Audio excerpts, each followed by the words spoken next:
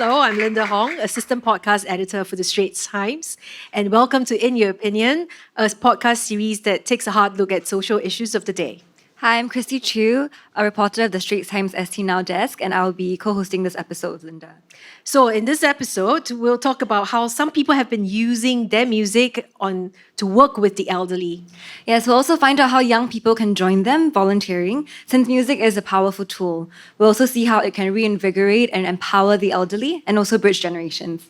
So our two guests are SanCare Asia founder Johnson So.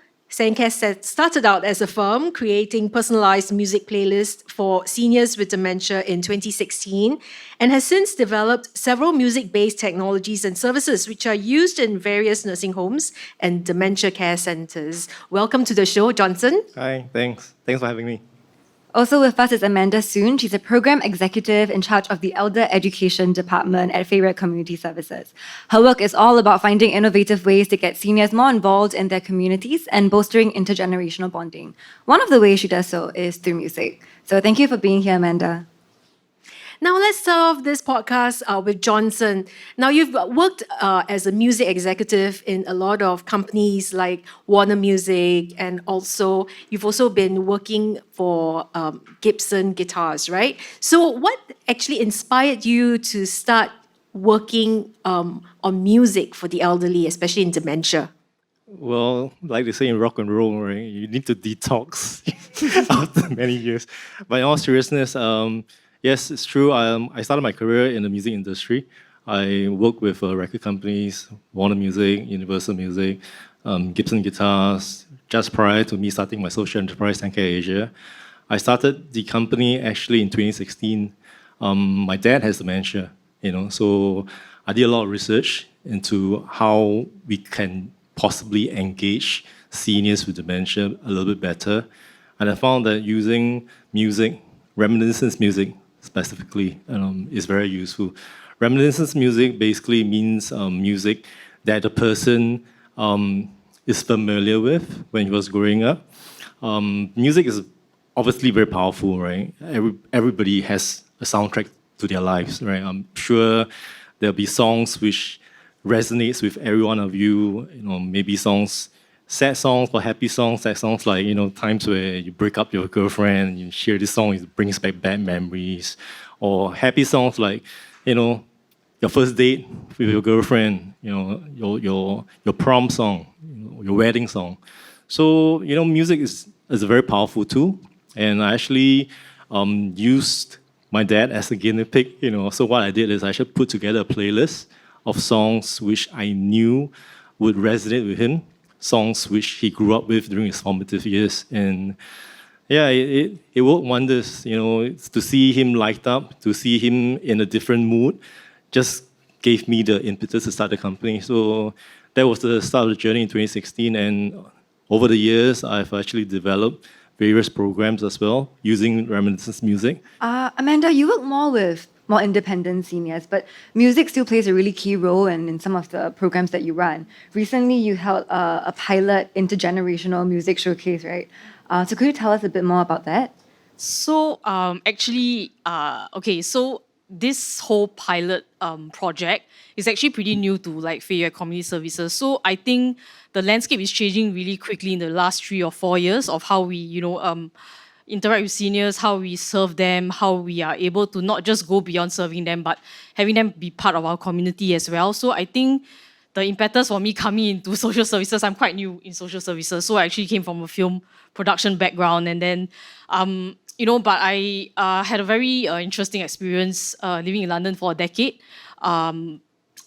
Community is a very important thing, even as an immigrant there, because I sort of didn't live there on a, basis where I had to go on a work visa and, I chose to stay there and you make a living from scratch. So I think I realized that community is very crucial, and I think it's something in Singapore that can be cultivated lah. So I think, I think a lot of past experiences in my life sort of fed back into how I'm able to serve the community because, I kind of, grew up with my grandma. I stayed with my grandma till I was 16 years old. So I'm backtracking lah. I'm sort of going back in time to answer this question. But basically, community is core lah. And I thought, there's a lot of these experiences in my life that fed into, okay, if I go into social services, I want to do something that's meaningful and just not just serving in the one directional way.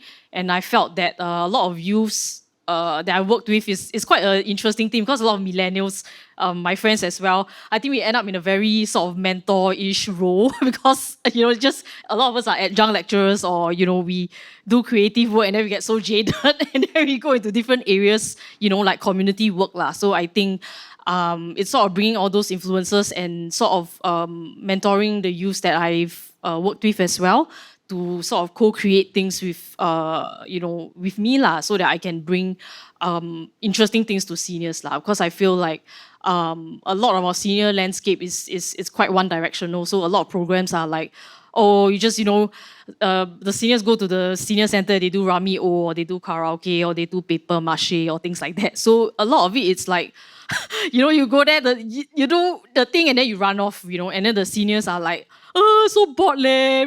Every week in the active aging center is the same thing. So I think it's like, I wanted to discover what are their drives, what are their lost dreams, what are their passions that they have lost in Singapore as well. Because a lot of these seniors are actually housemakers or sort of, working adults in very hard jobs. So I sort of relate to that as well. And I thought, okay, what are their lost dreams in the arts? Like a lot of them actually, one wanted to be a dressmaker, one wanted to do music, another person wanted to do theatre. And so it's like, how can I bring all these lost dreams together and allow these seniors to express themselves again? Yeah, so I think it's getting these youths together, working with them, and then creating this dream lah, for them to, to relive again lah. So I think this pilot project is something like that. We go across the span of theatre, fashion, and music lah. So I think these are a lot of traits in Singapore that are actually important, but the history and legacy of it is sort of losing ground also. So we want to keep that going. So it's been an interesting experience, I think, working in these realms. Okay, but so this is a pilot program. Is it going to continue or? Yes, I have plans lah. So I think my volunteers are here as well, and my seniors here also. Props to them. I'm so happy they are here. They are a pillar of this project. Without the youth volunteers, this project would not have happened. So it's a huge energy and a huge energetical exchange that I have with these volunteers. They've taught me so much about myself. A lot of things that, as a millennial, we have our worries about life, we have our midlife crises and things like that. So I think working with the youth, they have their, they have their dreams, their lost dreams, their hopes. So we all, relate on that level, and we want to, a lot of them have their dreams to do community work as well and to benefit the community and wonder what they can do with the community. So a lot of these youths, they come to the project and then some of them end up going to social work. Yeah, and going into doing their own projects, or they want to go to university and, progress into social and community work. So I think that is a huge difference that I felt working with them. So I think the continuation is just to continue working with them to do a bit more expansion on the project, working with more seniors who are not able-bodied. Yeah, so I think working with disabled seniors or seniors who are not able-bodied, you need a certain pedagogy and certain format and certain ways and delicateness to work with them. So I think it's working with youth, but working with other youth collectives and other experts as well to, expand the program lah. Yeah, so I think it's I think one thing I mentioned to Linda and Christy is sort of working with the arts collectives as well in Singapore to see how we can expand this. But specifically for music, right? I mean, Amanda, you've mentioned about this fashion as well. How actually has it bridged intergenerational gaps? Maybe Johnson, you could tell us a little bit of more of the examples apart from you helping your father come up with a playlist to rejuvenate his mind. Yeah, so the program that I developed is called Strike a Note. So what that is actually a personalized music playlist program. So what we do is, in the dementia or eldercare space, or dementia space, we're moving into this thing called person-centered care, right? What we do is with the personalized music playlist, we try and find out individually from each senior what's their background, what's their history, what's their preferences, and we try and put together a playlist, again, that will resonate with them based on the songs that will impact them, during their formative years. Sounds like it's a lot of work, something that you cannot scale up for many elders? Yeah, yes. Actually, it's a very laborious task because what we do is we actually sit with each senior and find out if they are still cognitively able to provide the information. Otherwise, otherwise we have to rely information from the spouse or from their children. But again, I think the music that really resonates with the seniors, again, like I mentioned earlier, is during the formative years. So the formative years could be their teens, their 20s, their 30s, right? So if you start finding out or gathering information from the children will only know their parents, at a certain age, so they wouldn't have that kind of information anyway. So what we do is we sit down with each senior after putting together the initial playlist, and we actually analyze the kind of behaviors when they're listening to the songs individually. So maybe songs, we're assuming we put together a playlist of 30, right? So you see reactions from songs number 1, number 3, number 5, nothing happens in between, or reactions could be positive, it could be happy, it could be singing, it could be clapping, or it could be negative as well. It could be moody, it could be crying. But what we believe is not all tears are bad tears. It could be cathartic tears as well. So we usually will monitor the behaviors, and if the songs, generate a very negative experience for that senior on a regular basis, then obviously we will remove those songs and we'll replace songs which we know for a fact that works for those seniors. So it's pretty time consuming. We sit together with the senior for a good 12 weeks to find out, what could be the best playlist for each senior. Yeah. But I think moving forward, obviously with tech, again with the previous podcast, there's obviously things that we can employ, like generative AI as well, which could possibly, hasten the process. Yeah. And Amanda, do you actually come across any bad experiences using music to work on the elderly? It's a delicate thing because you want to trigger back all these memories of the past, right, with all the music. But I sort of didn't specify certain songs for them to work with. So for this project, we worked with a group of seniors from a music group, a music interest group called Ageless Bridge. And then we worked with youths from Singapore Poly called Youth Chapter. So they were already pretty well versed in like the area of music and how to express it.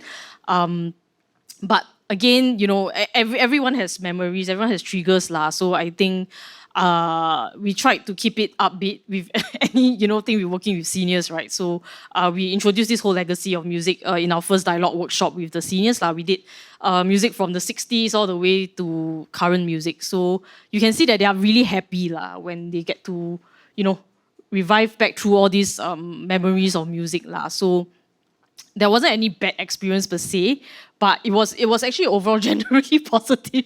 Yeah, because the seniors were just so happy to get to be sensitive to things that are sort of applicable to their past. I think stretching on the point as well, like I mentioned earlier about using PCC as a model for eldercare. So I think once you have that information, a lot more information for that senior or the seniors that you're representing, then you know for a fact that what could work or what could possibly not work. Because if you know that that certain songs will work very well with the senior, then we should focus on those category of songs or those artists as well. So again, if we know that maybe a certain song will trigger bad memories, then we'll handle that bad memory, a bad instance, and reintroduce the good songs again and bring this person back, to a good space. Yeah. So that would actually put them in a better mood. So that's how you do it when someone just starts to get shows a little bit of bad reaction. You actually bring back the better songs to them, so to speak. Yeah, true. Right. Yeah. And actually another program that we developed is a program we call Return to the Tea Dance. So Return to the Tea Dance, what it is actually not a one-to-one personalized music program. It's a group activity. So we bring a group of seniors together, decked up the place to look like a disco, put on silent disco headphones, and we switch off the light, turn on disco lights, put on music, and for an entire hour, this this group of seniors, they're like back to the days where they're in Happy World or New World. They're living the best days of their lives. And one particular center which we ran this program was with Dementia Singapore. And Dementia Singapore, there are various centers, and there was this center called Family of Wisdom. And Family of Wisdom, how it's run is basically the person with dementia, the spouse will accompany the person with dementia to the programs, or it could be a child, or it could be whoever who comes together with the person with dementia. And the funny thing is, when we were going to pilot the program with this particular center, we were saying that what happens if it brings back such happy memories for a senior that he remembers he was dancing with his first girlfriend, right? And then his wife obviously is not his first girlfriend. What happened? But thankfully that never happened, so it's a good thing. Yeah. You mentioned that some of the children or grandchildren of the dementia patients get involved in these services, right? So I'm wondering if do you think that it has helped them to get to know the family member better? Yeah, I think especially with this particular program that I mentioned earlier, Return to the Tea Dance at the Family of Wisdom Center, and we've seen different family members come along to the program. We've seen the spouses, we've seen the child, and we've seen grandchildren coming as well. It's just so heartwarming, seeing a little toddler holding the granddad's hand, dancing together with the grandma. And yeah, I think it builds bonds as well, through these programs. And I think a lot of times when a person has dementia, a lot of people think of the bad things, of the person who's always agitated, who's moody. But music naturally uplifts a person. I always believe, in non-chemical interventions. I mean, it's the easiest thing especially in a nursing home environment when you have limited resources and so many seniors to look after, right? So if you're a particular ward with 3 or 4 seniors acting up at the same time, I think the easiest thing to do, again, obviously with resources that they have, is to pop a pill, and then the senior will be sedated, will be calm. But I just think that there's a lot more ways, alternative methods that you can engage a senior than just popping a pill. And music is, a non-chemical intervention. It doesn't harm the person, so why not? Yeah. For Amanda, what kind of social or emotional role have you seen music play in your work? Yeah, huge. I think for this project, we had a sort of a youth DJ to come in to sort of work with the seniors, co-create with them as well. So it was really a huge risk that I was taking to get a DJ, on board for a senior program. I'm the DJ when I run my program. So I was like, wow, jialat, I mean, if the seniors are gonna get too excited and they are gonna, I was concerned really. So I think we sort of gradually, made the workshop. We had the reminisce part on the first part. And then, we did some activities where they had to pair, certain singers to certain genres and eras of music. Yeah. And then, we worked with them. And after that, we were like, okay, let's end the dialogue workshop with a DJ party. So we had the youth, I said, okay, let's test it. Okay, so the youth DJ. And then the seniors went mad. They were dancing on the tables. And I couldn't answer to my boss after that. I was like, yeah, this happened. Yeah, it's okay, right? Yeah, so I think it's a very refreshing thing. I've seen, all these TikTok, Instagram videos of seniors, dancing, right? To, they want the rave, they want the DJ. So I think it's sort of bringing this energy into, the senior landscape. I've seen it work, so I wanted to try it in Singapore, and it worked. So I think it's such a refreshing revelation. And then, when we had the final event where our 2 groups of seniors showcased their music, it was sort of an enjoyment period for the beneficiaries that came.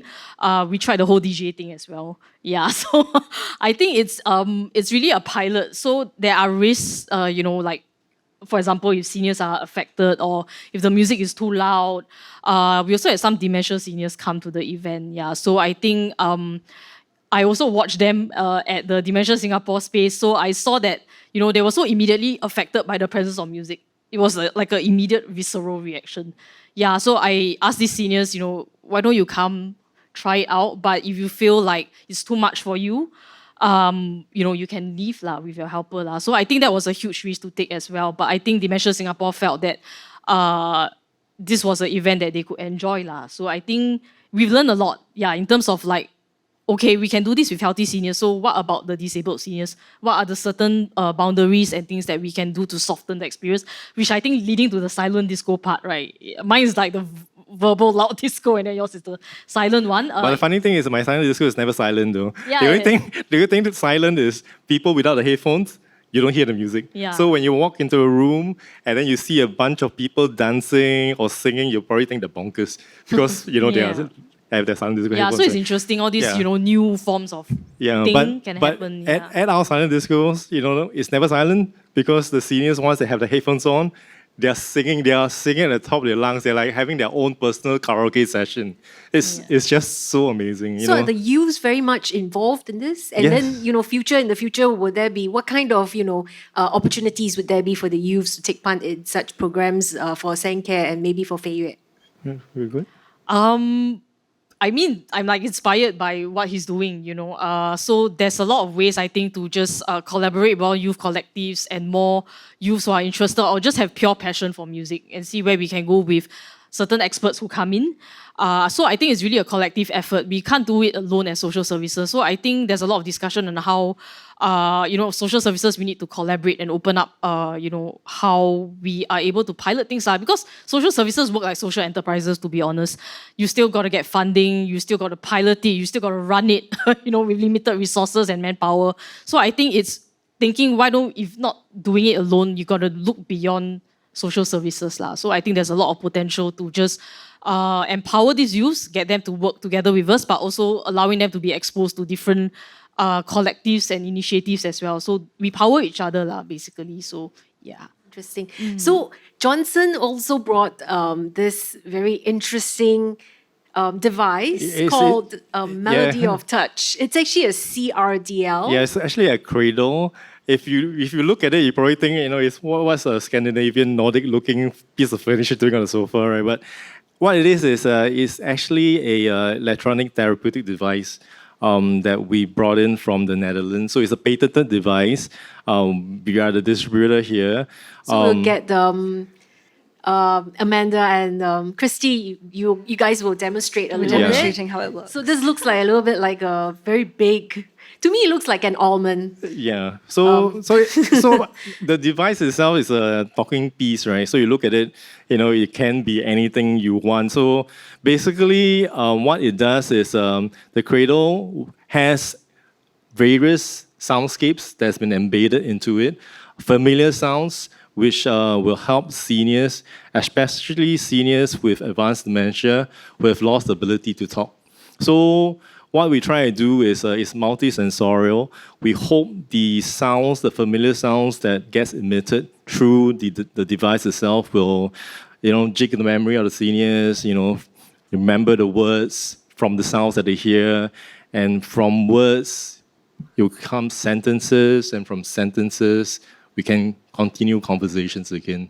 Okay, so let's just see how it works. Let's see how it works. So what it does is, there are two touch pads on each end of the Crdl. So the person that's giving care will have will have a hand on the touchpad, and the person receiving care will have another hand on the touchpad, right? So if you before we start touching each other, can we just have the hands on the touchpad first, Okay? So when you have your hands on the touchpad, nothing happens, right? Nothing happens.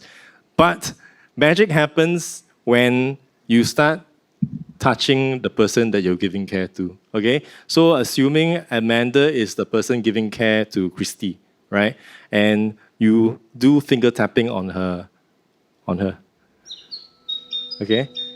So there are various soundscapes, and this is actually the soundscape of the ocean.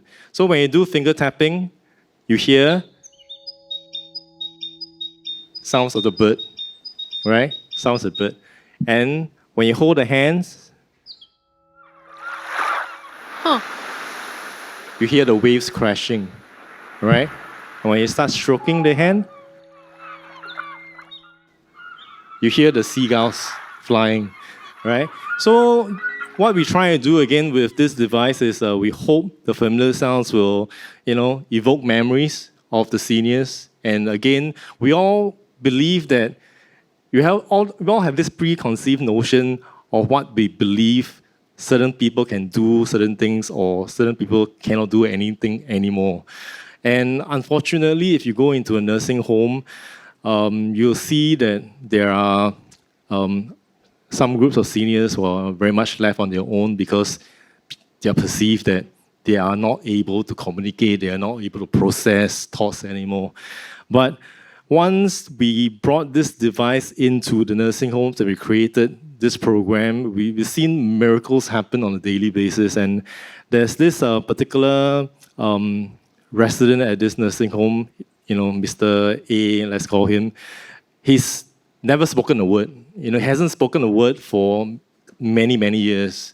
So when he joined us during this program and with this particular soundscape, itself, initially the first few sessions, nothing really happened because obviously when I went in and seniors with dementia as well, if you put them in a new environment with new people, new devices, it's a shock to the system, right? So the first few sessions, nothing happened, but subsequently, from the 4th, 5th session onwards, when he started hearing the sounds of the seagull, and we were asking him, so, what do you hear? What do you hear? And he actually said, hi. And then we're like, hi what? And then he said, hi, oh. And that's Chinese seagull for in Chinese, seagull, yeah. right? Everybody in the room was shocked because that's the first time he's spoken in many, many years. And what we did with this device is we knew what it could do for seniors who are communicatively challenged, right? But what we want to do is we want to actually create a program called the Melody of Touch. So what the program involves is it involves not just seniors who are in the stage of their dementia that they find words hard to come by. We actually involve seniors who are higher functioning as well, people who can still talk, right? And I like to use this analogy in the nursing home, very much like a playground. If you go into the playground, you see like different segregation of children, right? One group playing here, one group playing, there are cliques. In the nursing home, it's very similar as well. So again, the higher functioning seniors, they'll be seated at a table, they'll be like the alpha males in the ward, They'll be like, yeah, let's do this, let's do that. And then those few seniors, again, who have been perceived to be unable to do anything, they're just left at the corner, staring at the wall, staring at the TV screen, just basically doing nothing.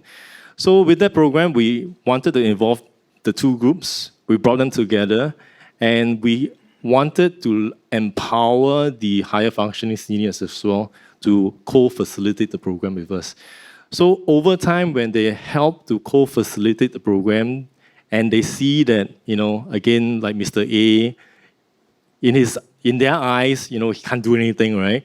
And then during the program, it's like, hey, wow, he can still talk, right? He can still function, So again, we hope the socialization will increase during the program, and even after the program, when you move back into the wards, the communication, socialization will continue as well.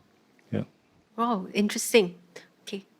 And Amanda, do you actually see any, or does Fei Yue actually have any of such programs for seniors? So, like I mentioned before, this is quite a new space that the eldercare department is going into, because I think we've worked so long with abled seniors, and then now you see that, working with disabled seniors is a whole nother, treatment lah. You a whole another landscape that we are targeting. So the new programs that we have, one is called Inclusive Server College. So, but it's very one-directional. So it's sort of delivering sort of workshops with teachers who are able to deliver certain services and workshops to these seniors. So we've got one where we use a xylophone, or what you call glockenspiel. So it's the German term for xylophone.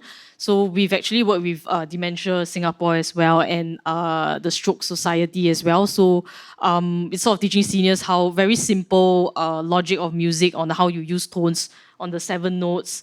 It's simple, but then, they progress through 3 workshops where they get to learn just how to communicate with music. So it was a very new experience for me as well.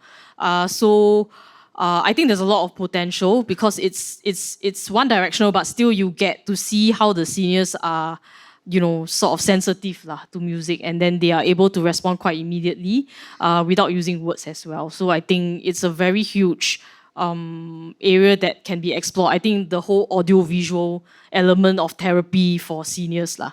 It's an interesting way to go. So I think it's like I said, collaborating with people like Johnson. You get to have a sort of a new dimension to how you work with seniors. I think it's important. Okay, thank you very much. That's a great conversation and a lot of insights. That's a wrap for this conversation with our panelists for In Your Opinion. Thank you very much, Johnson, for your inputs as well as for demonstrating this interesting CRDL device. Yeah. Thank you very much, Amanda, for sharing with us what you do at Fei Yue. And that it's not just music that we perform to the seniors, but more of how we can actually participate and how we can actually bridge this generation between the young and the old.